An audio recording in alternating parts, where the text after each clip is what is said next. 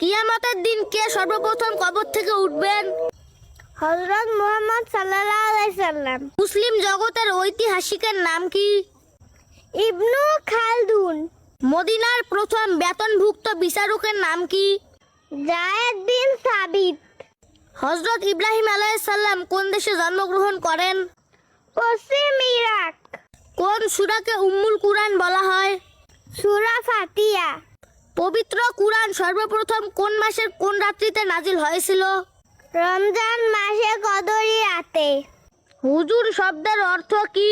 জনাব বা মহাশয়। ওরস শব্দের অর্থ কি? বাবা বাসরাত। মিলাদ শব্দের অর্থ কি? জন্মদিন বা জন্মকাল। বিসমিল্লাহ কখন বলতে হয়? কোনো কিছু শুরু করার আগে। ইনশাআল্লাহ কখন বলতে হয়? ভবিষ্যতের জন্য আশা রাখলে। সুবহানাল্লাহ কখন বলতে হয়? কিছু অবাক করা জিনিস দেখলে। ফি আমানিল্লাহ কখন বলতে হয়? কাউকে বিদায় দেওয়ার সময়। মাশাআল্লাহ কখন বলতে হয়? ভালো কিছু দেখলে। আলহামদুলিল্লাহ কখন বলতে হয়?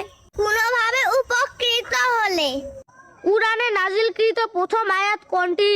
সূরা আলাকের 5 নম্বর আয়াত। ইসলামের প্রথম শহীদ হয়েছেন কে? হযরত হাবিল। ইসলামের প্রথম খুনি কে? কাবিল। সপ্তাহের কোন দিন শয়তানকে পৃথিবীতে নামানো হয়েছিল? মঙ্গলবার। কোন সাহাবীর রাস্তায় কখনো শয়তান যেত না? হযরত উমর রাদিয়াল্লাহু তাআলা। কোন নবীর পায়ের আঘাতে জমজম কূপের সৃষ্টি হয়েছিল? হযরত ইসমাঈল আলাইহিস সালাম। কোন সাহাবী শয়তানকে 3 দিন বন্দী রেখেছিলেন? আবু হুরায়রা রাদিয়াল্লাহু তাআলা। জিন জাতির আদি পিতার নাম কি? সুমা। কোন সাহাবী দাজ্জালকে দেখেছিলেন? হযরত তামিম দারি।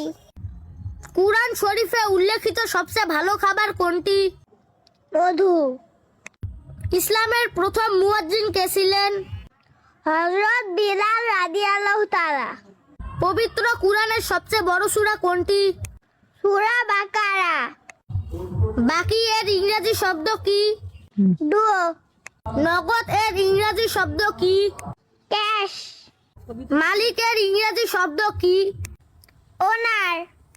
প্রতিদিন সকালে দৌড়ালে শরীরের কোন রোগ ভালো হয়ে যায়? ডায়াবেটিস ও হৃদরোগ। কোন ফল বেশি খেলে আমাদের মস্তিষ্ক ঠান্ডা থাকে? চেরি ফল। নিয়মিত কোন খাবার খেলে পেটের চর্বি কমে যাওয়ার সম্ভাবনা থাকে? দই। রাতে ঘুমানোর আগে কি খেলে মানুষের সৌন্দর্য বাড়ে?